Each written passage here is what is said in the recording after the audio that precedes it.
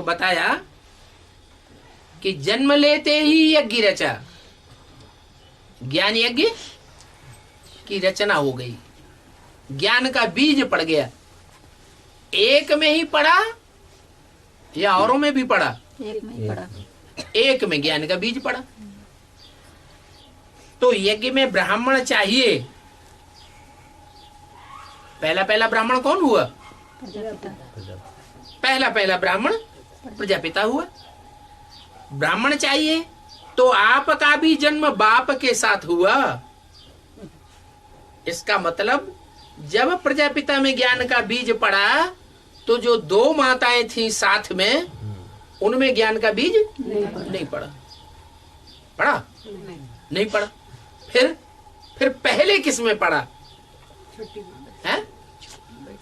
अरे कोई तो बच्चे होंगे जिनमें ज्ञान का बीज पड़ा है?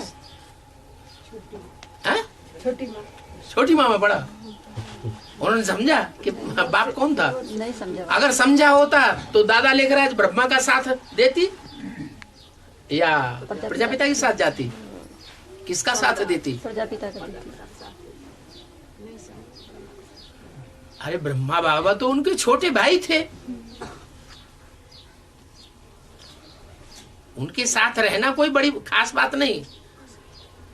बहन होती है या तो भाई के घर में रहती है या तो पति के पास रहती है।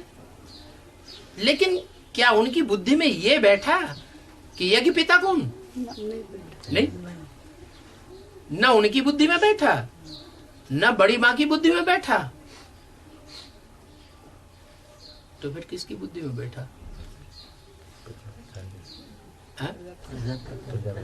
प्रजापिता। वो तो अंदर की बात अंदर ही रही ना, बाहर आनी चाहिए ना। गीता माता अगर उनकी बुद्धि में बैठा होता तो इनका साथ क्यों देती दादा लेखराज का? फिर तो किस पक्ष में जाती? दो पार्टियां हो गई। एक ओम मंडली जो कही गई, उसमें एंटी ओम मंडली दूसरी पार्टी थी। झगड़ा हो गया ना यज्ञ के आदि में। तो जो झगड़ा हुआ, उस झगड़े में सूर्यवंशी आत्माएं तो सारी बाप के साथ चली गई। तो न वैष्णवी गई न जगदम्बा गई। बच्चे गए, सूर्यवंशी बच्चे गए। तो जो सूर्यवंशी बच्चे बाप के साथ गए, उनकी बुद्धि में ज्ञान था तब तो गए। नहीं, उनमें कुछ बच्चे ऐसे होंगे नेता के रूप में पार्ट बजाने वाले, जिनके पीछे पीछे हुजूम गया हो। तो वो बच्चे कौन थे? अष्टदेव होंगे वही। अष्टदेव माना प्रजापिता के कोई दोस्त हो, मित्र हो, संबंधी हो, उनको पहले बताया।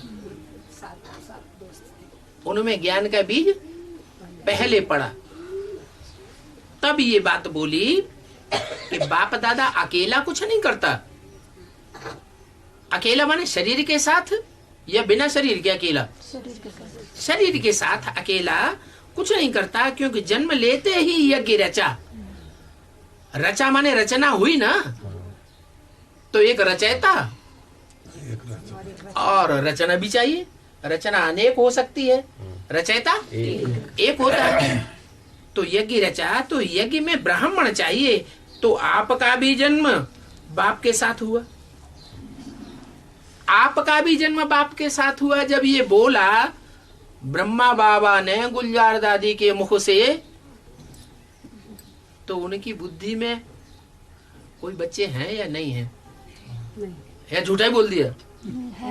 माना ब्रह्मा बाबा झूठ बोलता है, माता जी बोल रही झूठ बोलता है। कोई थे ही नहीं बच्चे, ऐसे ही बोल दिया। हाँ थे। कौन थे वहां? कोई बैठे थे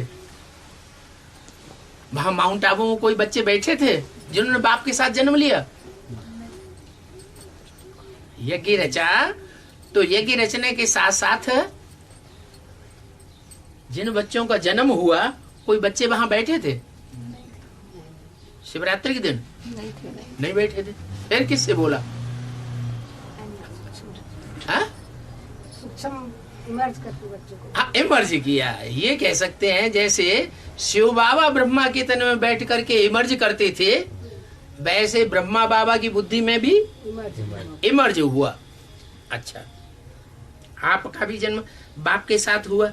किसको इमर्ज किया? अष्ट देवों को। उन अष्ट देवों को इमर्ज किया, क्योंकि बाप दादा ने अष्ट देवों में से 2 को तो पहले ही प्रत्यक्ष कर दिया, किया कि नहीं? कर दिया। है? एक सूर्यवंशी बाप चंद्रवंशी नहीं, और एक माँ है। चंद्रवंशी माँ। हाँ, चंद्रवंशी माँ कहें, चंद्रवंशियों की पूर्वज कहें, लेकिन है तो सब सूर्यवंशी 8 हुई। तो बोला इस बात का यादगार कि बाप के साथ बच्चों का जन्म होता है। भक्ति में भी शिवरात्रि मनाते हैं, तो साथ में अकेले शिव की पूजा नहीं करते, शिव के साथ शालिग्रामों की भी पूजा करते हैं। और शालिग्रामों को हाथ पांव नाक आंख कान दिखाए जाते हैं क्या? नहीं होते। देवताओं को तो हाथ नाक पूरी इंद्रियां मूर्ति के रूप में दिखाई जाती हैं, शालिग्रामों को नहीं दिखाते। क्यों?